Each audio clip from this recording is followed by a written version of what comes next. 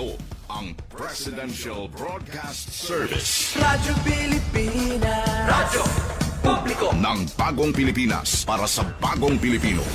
Naghahatid ng mahahalagang balita at impormasyon na uugnay ng pamahalaan sa sambayanan. Tulay sa himpapawid ng serbisyo publiko. Radyo Pilipinas. Radyo Publiko. Ang boses ng Pangulo. Sa Iloilo, Radyo Pilipinas. 585 AM. Oras sa Radyo Pilipinas, Philippine Standard Time, alas 9:08 sa aga.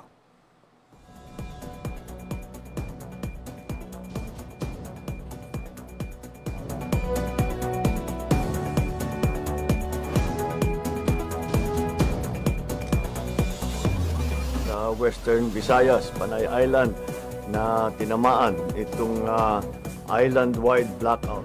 Ang pagsulod mo gid sa Maasim watershed. Pinaka-purpose nila ini para sa operation nato. We have that in collaboration with the Department of I am Health. again standing up. Mapiktahan ang ila freedom of expression. Sa Office of Civil Defense naman po. Balita, issue, kag iban pa.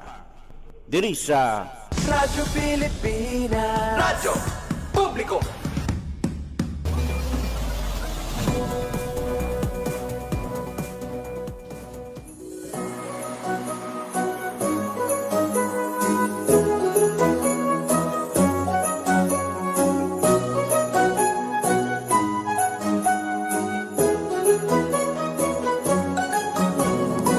Mayong aga Pilipinas, mayong aga Western Visayas.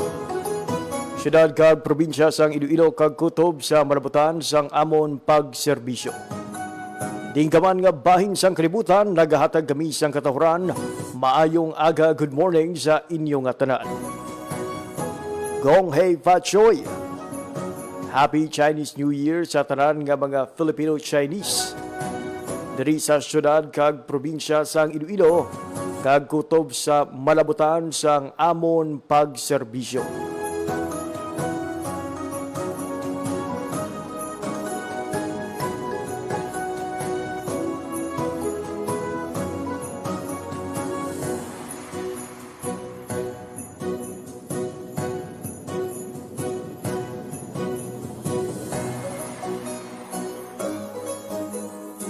Sa aton mga sugitag palamati all over Western Visayas, provinces sa Baclan, Antique, Capiz, Guimaras kag Iloilo, subuman sa aton mga kauturan sa Negros Occidental.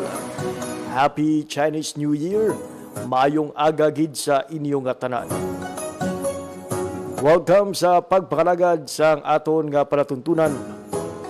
Balita, issue kag iban pa. Today is Tuesday, February 17, 2026. Ininang ikatatlo sa apatanan ka Martes karon nga bulan sa Pebrero tuig 2026.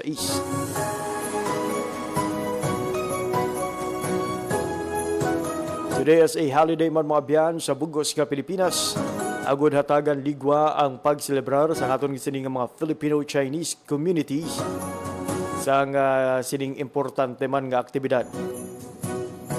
Iti balantaman mga biyan ang dako nga kontribusyon sang aton nga mga kulturan nga Chinoy sa pagtibong sang ekonomiya sang aton nga pungsod kag sa pagdala sa madamo nga pagbag-o sa aton sining nga pungsod.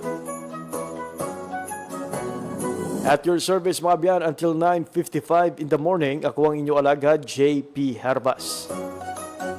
Ginatamya taman ang aton nga mga kauturan nga mga overseas Filipino workers, especially sa mga area sang China kag sa iban pa nga mga lugar sa mga Chinese community. Of course, ang aton sining nga mga Filipinos living abroad nga nagupod man sa aton nga pagpangalagad pinaagi online. Ang palatuntunan, balita, issue, kagiban pa, mabatian live sa 585 kHz sa lisuan sang inyong mga radyo. Subong man sa aton nga official Facebook page, ang Radyo Pilipinas Iloilo.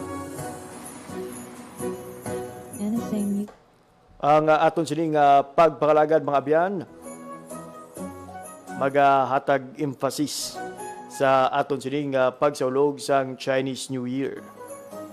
Balikan naton paano ba ini nag-umpisa, kag ano ba ang mga pampaswerte nga ginapatihan sa mga kultura naton nga mga Chinoy. Kag nga perme bida ang mga pagkaon, kaangay sang pansit, siomay, kag lumpia. Kag siyempre ang bida subong Chinese New Year, ang tikoy. Maga ko magitaas ang update mga biyan gikan sa aton nga Iloilo City Hall Beat Reporter tuhoy sa selebrasyon sang Chinese New Year diri sa syudad sang Iloilo.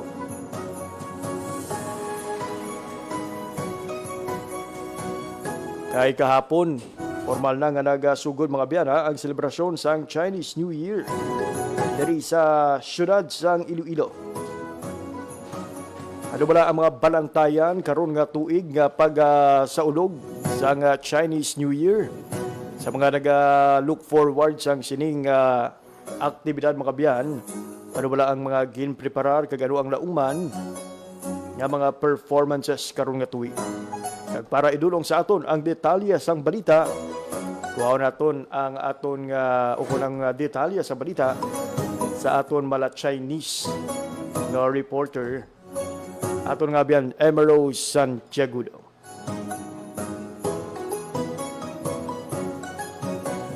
Radyo Pilipinas, report. Good morning. Kong Hei Fat Choi Japes and Kong Hei Fat Choi sa tanan nga tagpalamatisang balita issue kag iban pa grabe man sa maka Chinese no nga reporter no pero actually bagong bugtaon lang kita no. So good morning gid sa mga tagbalati naton. Happy Chinese New Year sa inyo nga tanan no.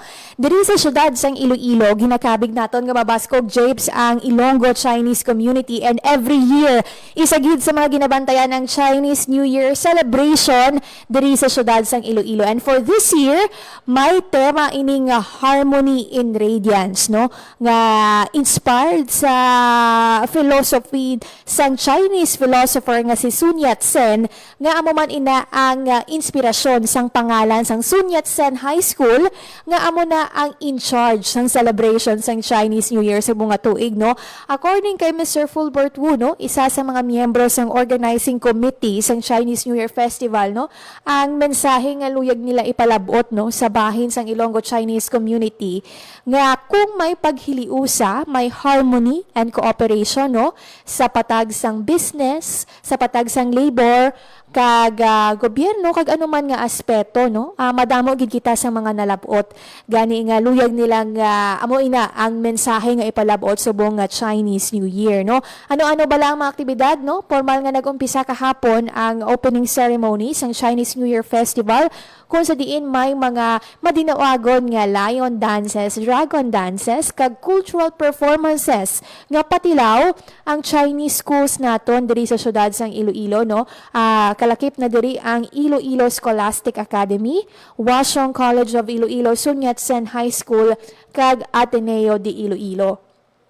Ang mga cultural performances, Japes, no, ang patilaw sa hiwaton nga highlight sang selebrasyon nga Grand Cultural Showdown nga hiwaton sini nga Biyernes, February 20 nga maumpisa pinaagi sa isa ka parada no dira sa may palibot sang downtown area kag pagasundan sang isa ka Grand Cultural Showdown sa may Iloilo Freedom Grandstand no. According kay Mr. Fulbert Wu, linibo ka mga estudyante, around 3,000 ka mga students halin sa mga nasamit ka Chinese schools ang mapasakop sa sining aktibidad no. Bukas ini Japes sa publiko kag first come first serve no in terms of seating arrangement sa may Iloilo Freedom Grandstand no kag ang parade sa may downtown area no.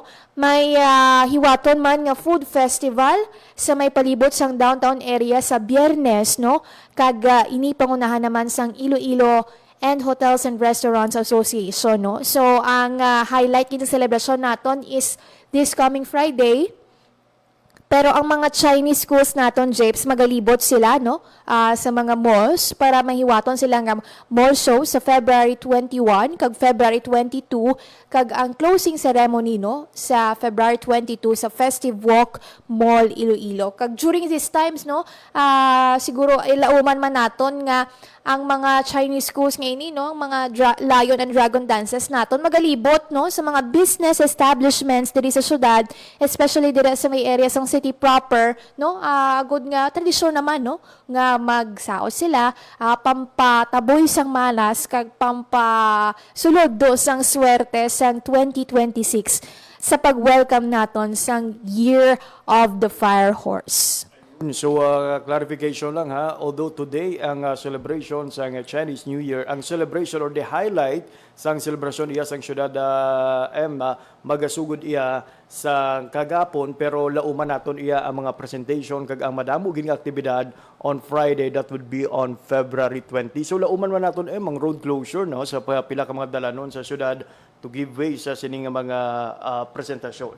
Yes, Japes, no, actually na-interview man naton si Sir Alderico Garbanzos and ang iya nga panugyan sa mga kauturan naton, expect sang heavy traffic kay may road closure nga patigayunon, especially dara sa may area sa Isnard Street no sa JM Basa kag sa Calasans no kag sa palibot sang downtown area kung sa diin hiwaton ang parade kag ang Grand Cultural Showdown. So most probably mga after lunch maumpisa ang road closure, Japes, kay ang parada maumpisa alas 4 sa hapon kag ang Grand Cultural Showdown maumpisa naman alas 6 ng gabi no. So expect naton sa medyo mabugat nga trapiko sa Biyernes no. And idugang ko lang no ang dugang man naton nga nakuha kahapon sa may press conference no ano bala ang dapat naton i-expect no sa Year of the Horse. And ang nagsabat kahapon is miyembro sang academe, not really a feng shui expert, but based sa iyang pagtuon man no sa feng shui, sa iyaman nga natun-an sa bahin sang Chinese philosophy, ari bala pamatian naton si Mr. Peter Chan, Executive Director ng Iloilo Scholastics Academy, no? Ano bala ang i-look forward naton sa Year of the Fire Horse kung basehan naton ang Chinese Feng Shui? CP. Cellphone.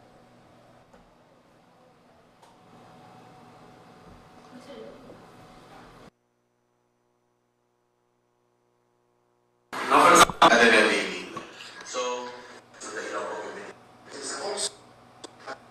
and I run the school as if I'm running a business. So it's not. Sometimes I would read some books about feng shui, although I'm not really 100% believer of that. But I noticed that those masters or authors of they would usually relate the year of whatever zodiac animal is that to the characteristic of the animal. Now, for example, a horse. When we say horse, usually what comes to our mind is that galloping, fast, speed, freedom. That's why we cover the horse, Kalesa, for else it will run wild. And there's one thing, is the ambition. Probably you might not appreciate ambition, you not relate ambition to horse, but in the idiom of the horse would connote something very positive. No, like for example, Ma Tao Chang Gong, the horse is related to success, and Long Ma Jin Shen, the Long is dragon, Ma is horse, and dragons even along up par with dragon, no? The horse is up par with dragon. So the year of the horse would usually they would characterize it as some kind of a full of energy, fast, constant change, and also significant volatility. So if you translate it into the business, this is what according to what I've learned, what I've read. It will be unstable and uncertain, especially more uncertain compared to other years because of the volatility, all these rapid changes. And what should we do? Is it good or bad? There's not. It's neither good nor bad. It's how we face the situation, no? So it's the Feng master would suggest that we have to get out from our shell. We have to get out from our comfort zone and act boldly, but at the same time tempered with clear strategy. Nabatian, Japes, no? Do overview sang ano bala dapat ang ilauman naton sa Year of the Far Horse, no? According kay Mr. Peter Chan, ang Iloilo Scholastics Academy, based man sa iyang learning, no, sa Chinese Feng Shui, no? Sa linya, Year of the Horse nagakonot sang base man sa simbolo sang kabayo, no? Constant change, pwede nga sense of uncertainty, pero nagakunot man ini sang success and growth, no? Amo niya ang characteristics ng isa ka kabayo. So sa linya, depende sa aton kung paano naton i-interpret, no? O kung paano man naton na i-apply sa aton nga kabuhi. Pero ang importante, no, nga sa linya, we come out of our shell kung may mga strategy kita, and at the same time careful kita sa mga decisions natin sa negosyoan ina, sa personal nga kabuhi or sa private naton nga life. Okay man nga magpamati kita sa sining mga pagpananawon sa mga Feng Shui expert, pero even sila hambal, no, nga dapat ang diskartegin, no, ang pagpanikasog, Yes. ang paghimakas para malabot naton ang mga luyag naton nga laboton. Balikan ko lang, no, sa nagliga tuig we have Ilonggo Chinoy Jose Marichan joining sa aton sining Chinese New Year Yes. celebration. So mga tuig may ara bala sang kumpirmado ng daw VIP or somehow prominent nga person nga magaupod sa aton sining celebration. Yes, no. For this year, no, wala pa sang VIP, no, ang nagin-invite ang Ilonggo Chinese community kay for them, no, Japes, ang ilang luyang i-highlight man ng mga figures lang diri sa syudad sang Iloilo, but at the same time nakit-an gid naton kahapon, no, during the opening ceremonies ang support not just sang mga prominent figures naton, no, mga leaders naton, but ang support, no, sang mga associations. Halimbawa ang PCCI Iloilo, dito ang Federation of Chinese, no, ang mga volunteer groups man naton, no, ang tanan nga mga sahi sang organizations nga related sa Ilonggo Chinese community present dito, no. So lauman man naton ang same man nga mabasko nga partnerships, no, between sa aton nga mga Federation of Chinese Organizations diri sa syudad sang Iloilo nga matambong sa highlights sang aton nga Chinese New Year, no. But ang ina nga pasalig ti every year ginatingwaan gid nila nga ma-level up pa, ma-improve pa ang paghiwat naton sang Chinese New Year. Every year, no, ti apat man lang sila ka eskwelahan, Japes, no, ti gabulos-bulos lang sila sa pag-host sang Chinese New Year every year. So, ang ilang nga ginalauman nga mangin manami man ini nga presentasyon para sa aton nga publiko. Ayun naman, siyempre ko inaem ang cultural showdown. I forgot to clarify. Ang ini nga mga performances sang mga schools and participating organization, competition ini siya or purely performance sa aton sining nga mga eskwelahan.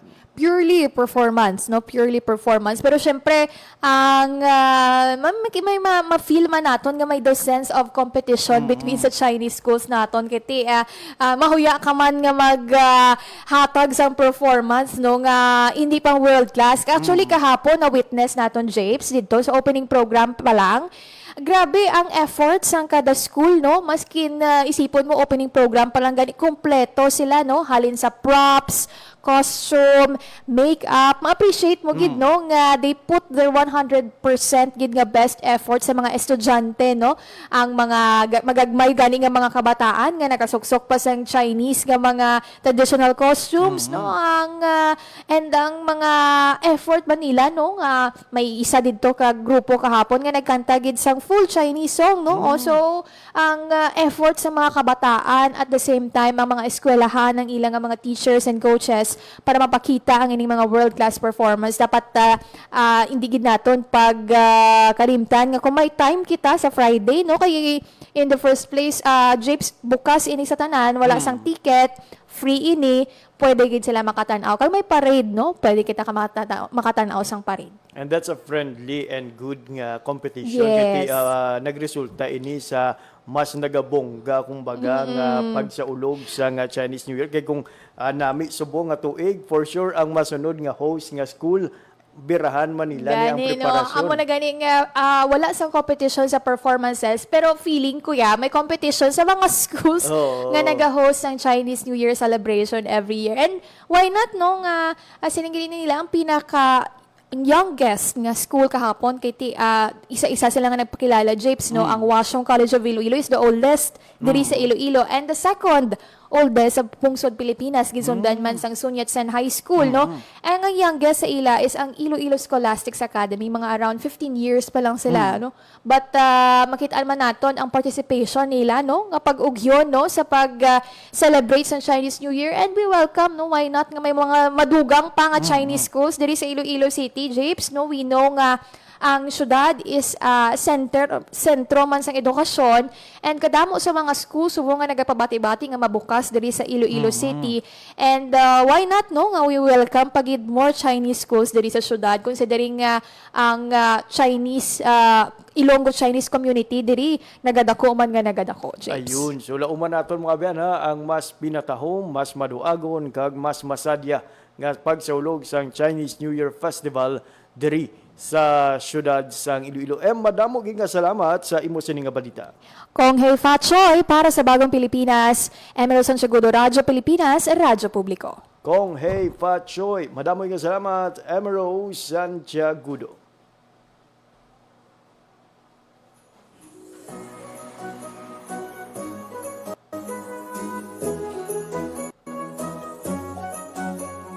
There you have it mga biyan, ang latest nga mga update tuhoy sa pagsaulog sang Chinese New Year diri sa syudad sang Iloilo. Again, while the celebrations ng Chinese New Year subong gid nga adlaw, madamo sa mga LGUs including ang Iloilo City mga biyan ang magahiwat sang nanoytuhay nga mga aktibidad sa maabot pa yang Biyernes, Pebrero 20. Kag sa Bacolod, ang Baccalaureate will start man sang ila sining highlight on Friday sa Pebrero 20 tubtob sa Pebrero 22.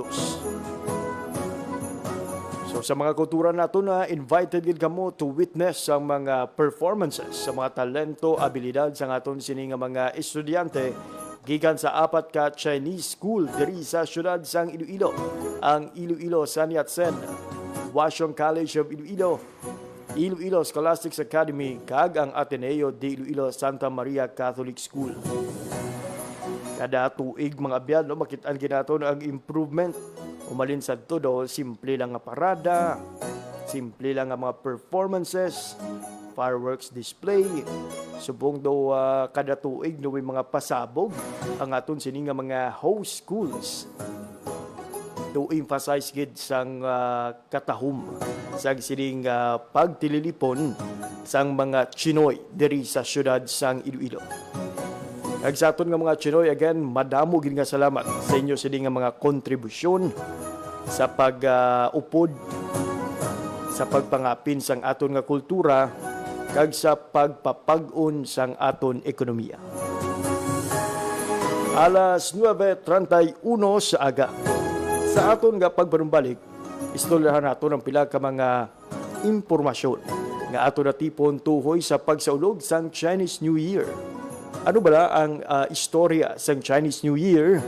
Kag ano bala ang ginahambal nga mga pampaswerte karon nga bulan o kon karon nga tuig sang kabayo?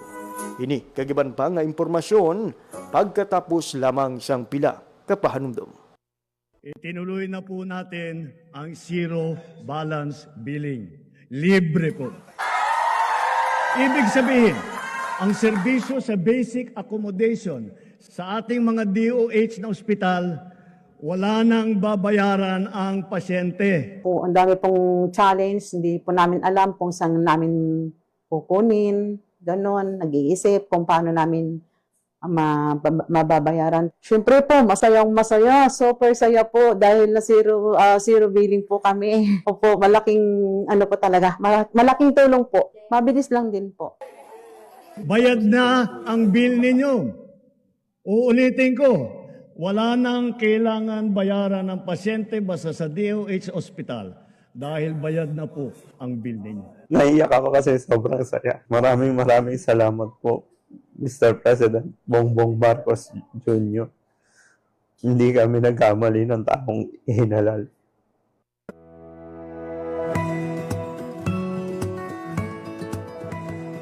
Sa isang bagong Pilipinas, hindi dapat makamba ang pamilyang Pilipino sa mga bayarin sa ospital.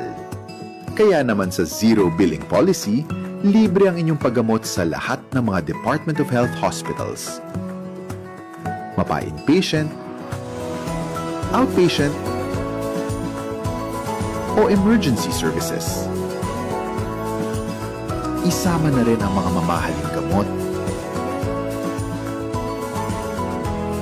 lab tests, therapy, at marami pang iba. Libre ang inyong paggamot. Ang pangangalaga sa kalusugan ng mamamayan ay ang ating pangunahing tungkulin dahil ang serbisyong medikal ay karapatan at hindi dagdag pasanin. Mabilis ang trivia, dagdag talino. Heto na ang Dagling Kaalaman. Alam nyo ba, sa mga PhilHealth covered cases, mayroon ng zero balance billing o no balance billing. Paano ito gumagana? Simple lang. Magpa-admit sa ward ng DOH accredited hospital. Ipakita ang PhilHealth ID o MDR, pati na rin ang government issued ID at admission documents. Dumiretso sa PhilHealth Help Desk para sa verification at processing. At paglabas mo ng ospital, covered na ng PhilHealth ang room and board, doctor's fees, lab tests, operating room, at gamot mula sa pharmacy. Layunin nito ay mas pantay, abot kaya, at tuloy-tuloy na serbisyong pangkalusugan para sa lahat ng Pilipino. Kaunting kaalaman na malaking dagdag talino. Abangan muli ang susunod na Dagling Kaalaman.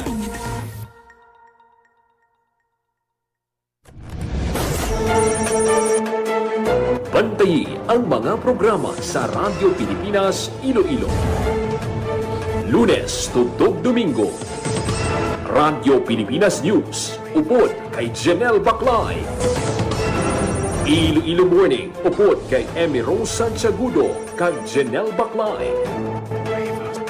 Balita, issue kag iban pa. Upod kay JP Hervas. Radio Journal. Upod kay Bing Pabiona. Tukip. Upod kay Mary Hope Torrechante. Balita Sosyal. Upod kay Marian Grace Erenieta. Bantay Banwa. Upod kay Paul Tarosa. Headliners Plus. Upod kay Paul Tarosa. Youth Connect. Upod kay JP Hervas. Ang Rehiyon Karon. Upod kay Mary Hope Torrechante kag Marian Grace Erenieta. Sports Zone. Upod kay Paul Tarosa. Radyo Pilipinas. Radyo Publiko. Radyo Pilipinas.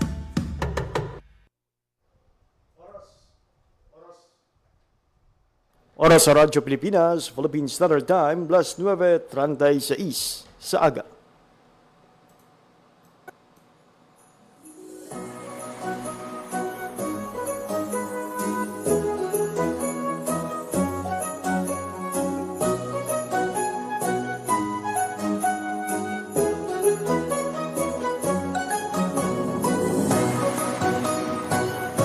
Kabiyan ang selebrasyon sa Chinese New Year hindi lang parte sa paggaw kun pampaswerte, kundi isa ini kapaagi sa pag-upod siyang pamilya kag pagpasalamat sa nagligay nga tuig samtang nagalaom sang bag-o nga pag-umpisa.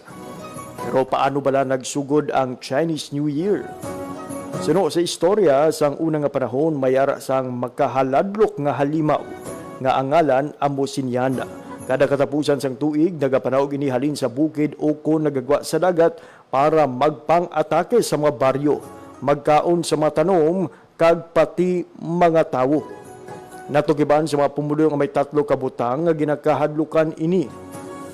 Nahadlok ang ginapahayag halimaw sa kolor nga pula. Bangod sa kasanag sini. Mabaskog nga lagubtob. Suno sa iya, hindi niya maagwanta ang gahod sang lupok o kon kawayan nga ginasunog. Kag nahadlok man ini sa kasanag sang kalayo. Gani kada bagong tuig, ang mga tawo nagasuksok sang pula. Nagabutang sang pula nga dekorasyon, kag nagapalupok. Amoy ni kung rason nga atubtob subong, pula kagahod ang bida sa selebrasyon. Mapa Chinese New Year o kun ang aton nga regular nga New Year, talalo pang doon gid mga biyanha nga may mga palupok. Iti mo nang pagpati nga ang halimaw na sinyan ang nagakahadlok sa magahod kag subong man nahadlok sa kasanag nga dala sang duag nga pula.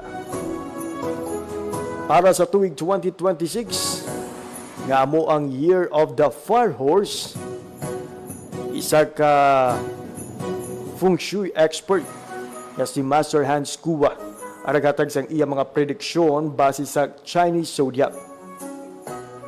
Suno sa iya, bangod ang horse o kung kabayo ang bida, may mga sapat nga swerte bangod abyan nila ang kabayo, kag may mga sapat man nga dapat nga maghalong. Lakip sa mga ginakabig, pinakaswerte subong nga tuig sang kabayo. Ang mga bata sa Year of the Horse o kung tuig man sang kabayo. Sa tung 1942, tuig 1954, 1966, 1978, 1990, tuig 2002-2014, kag subong nga year 2026. Bangod tuig nila subong dako ang tsansa sang grand achievement. Sa career naman, nami ang dalagan sa negosyo kag promosyon sa trabaho. Apang pahanumdom ni Master Hans Kuwa, kinahanglan nga mag-andam sa gihapon mga abyan kag magahalong sa sobrang stress kay madasig ang hublag sang fire element subong nga tuig. Ang mga kaaliyado o kun kaabyan sang kabayo, amo ang dog o kun ang tuig sang ido, kag tiger o kun tuig sang tigre. Ini sila ang mga kaupod sang kabayo sa Triangle of Affinity. Gani madala sila sa swerte. Swerte ang mga ginabata sa tuig sang ido sa ila sining relasyon kag pamilya. Suno sa iya, kung single ka, amo na ini ang tuig nga makakita ka sang the one. Uy, o perfect for nagahulat-hulat pa sang extension sang Valentine's Day effect. Basi subong nga tuig mga biyan ang sabat sa imo sini madugay na nga pangamuyo. No nga magka-love life o kung makita ang imo forever o kung the one. Swerte naman sa kwarta kag windfall luck ang mga ginbata sa tuig sang mga tigre.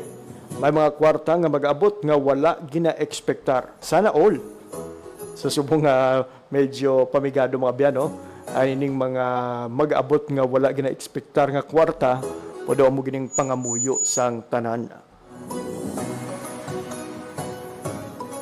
Swerte sa career ang mga ginbata sa tuig sang mga kanding o kun Year of the Goat. Ang kanding among ginakabit nga secret friend sang kabayo. Kung may mga proyekto kang nabalahayan sa nagligal nga tuig o kung na ginaplano mga biyan, subong ini magabunga. Buligan ka sa mga tao sa palibot mo, be it be your mentors or benefactors. Ang mga dapat naman maghalong, amo ang mga ginbata sa tuig sang mga kuring. Tuig sang mga kuneho. Amo ni ang conflict signs ang kabayo, hindi magpatak-patak sa pag-invest sang dako nga kwarta.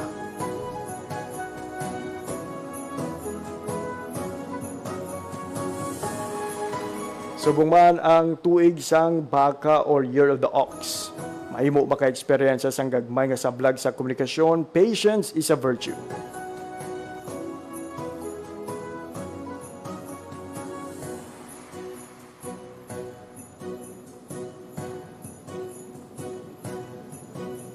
As mentioned earlier mga abyan, kinahanglan kita nga paningwa gid parang makabaton kita sang swerte. Regardless of the prediction sa mga eksperto, sa mga bahayag nga mga feng shui expert. Kinahanglan kita mismo o kabalo man maghalong kay bisan ano kapag swerte sandig sa ila sini nga prediksyon. Kung pinagusto ka man iya sa paggasto, ano ang lauman nimo nga swerte sa kabuhi? Kag bisan anhon kahambal nila nga malas ka subong nga tuig, kung wala kaya nagauntat sa paghimakas, daw ka imposible gid nga malason ka sa gihapon. Ang swerte mga abyan nagaugyon lang sa tawo nga nagatingwa. Kung hindi kita magtingwa, hindi kita magbakas, don't expect too much nga ang swerte ang pangita sang pamaagi nga magpalapit sa iyo.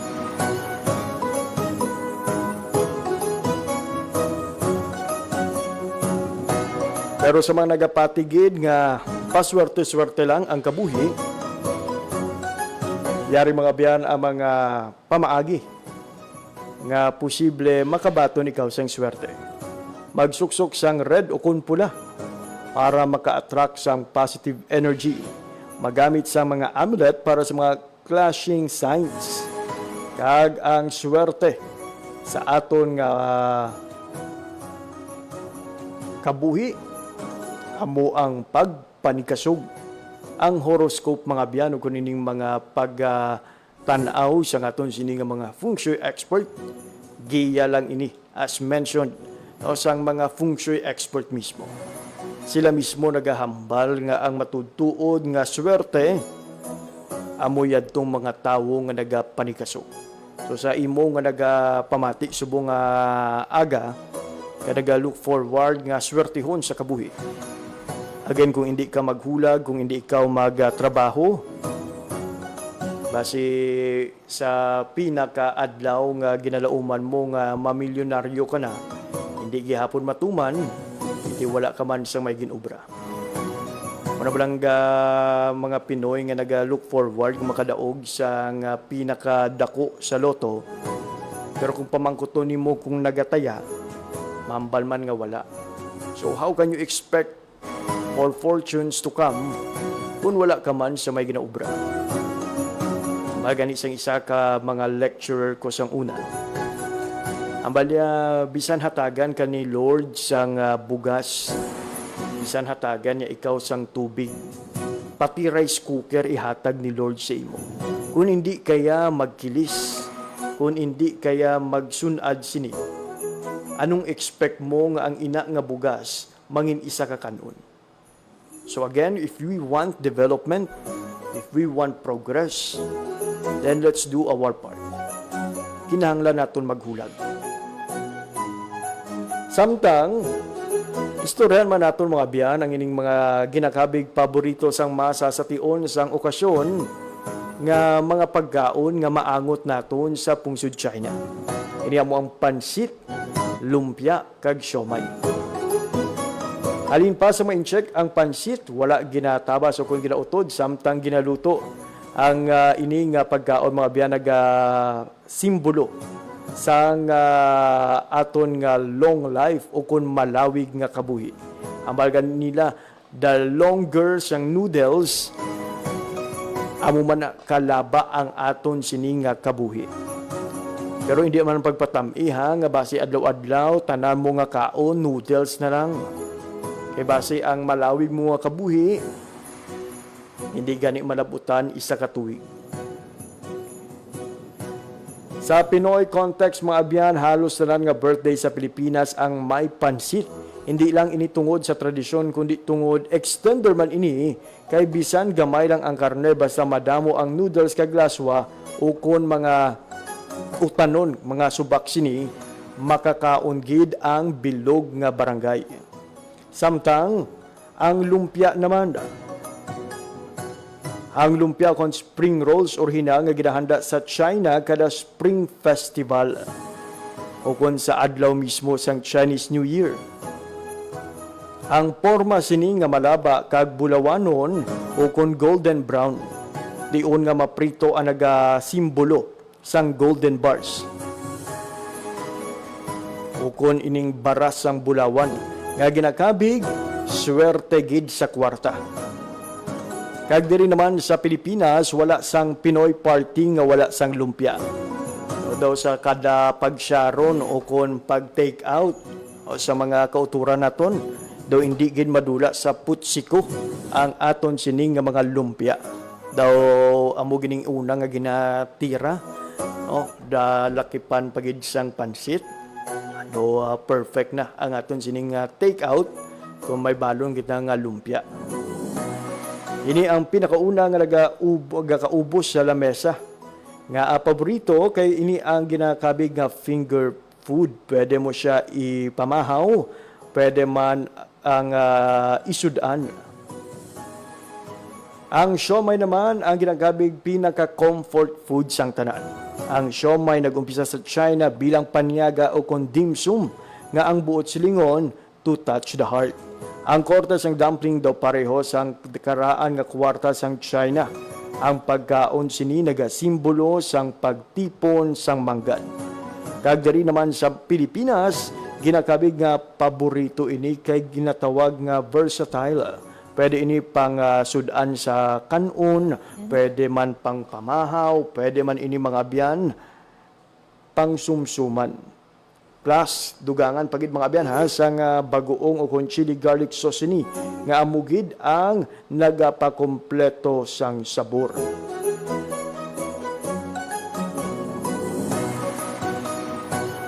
Kag kung may isa pagid kapag kaon nga hari sang Chinese New Year, ini amo ang tikoy o konyan gaw.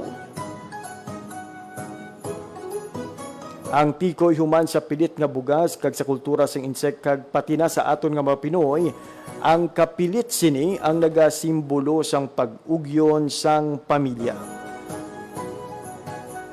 Bagan ila kung gusto naton nga ang aton pamilya ka mga abyan magpilit o kon mangina suod gid sa isa kag isa sa bilog nga tuig. Kinahanglan naton magkaon permi sa mga mapilit man nga pagkaon.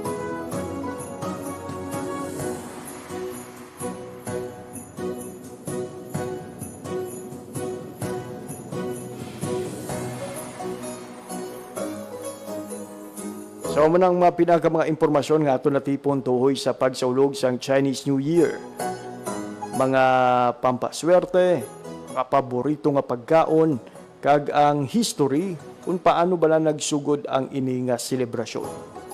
Kabay nangin mapinuslanon o kung mabinungahon ang aton nga mga pagpanalawsaw tuhoy sa Chinese New Year celebration. Again, sa aton nga mga kauturan,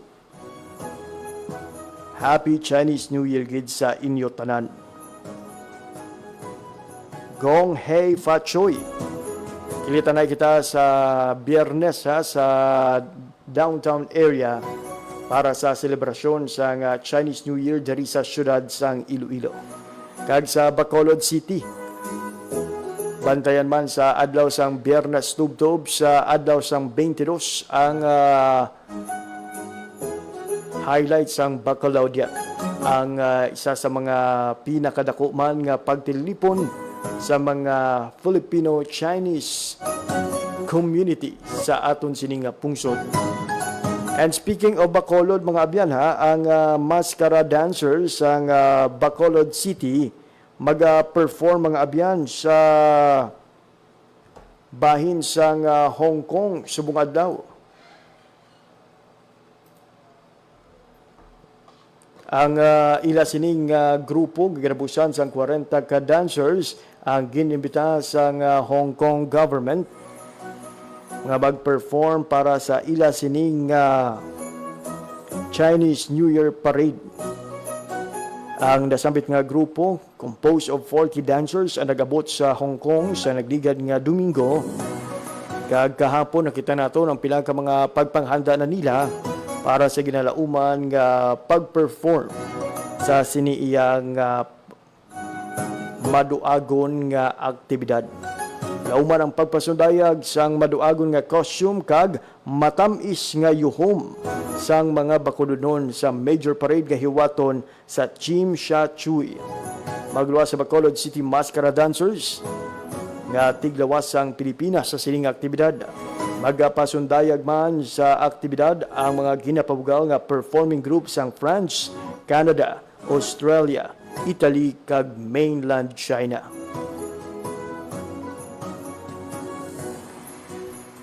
Alas 9:53 sa aga. Wala kita sang oras nga nabilin sa aton sining nga pagpangalagad, diri na gilamang kutob ang aton nga edisyon sa mga adlaw sang Martes, Pebrero 17, tuig 2026. Sa ngalan sa akon mga katuwang teknikal, Mr. Rochelle Jones Hotahero sa studio, kag Mr. Jeffrey Bitita sa transmitter. Ako naman ang inyo nanging alaga, JP Herbas. Madamo ugig nga salamat sa inyong pagpamati.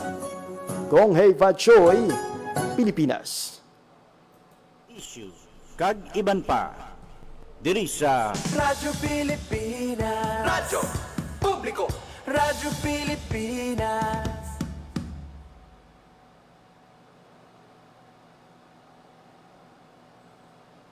Ang inyong tulay sa himpapawid ng serbisyo publiko. Ang Presidential Broadcast Service, Radyo Pilipinas, Radyo Publiko. Radyo Pilipinas. Radyo Publiko.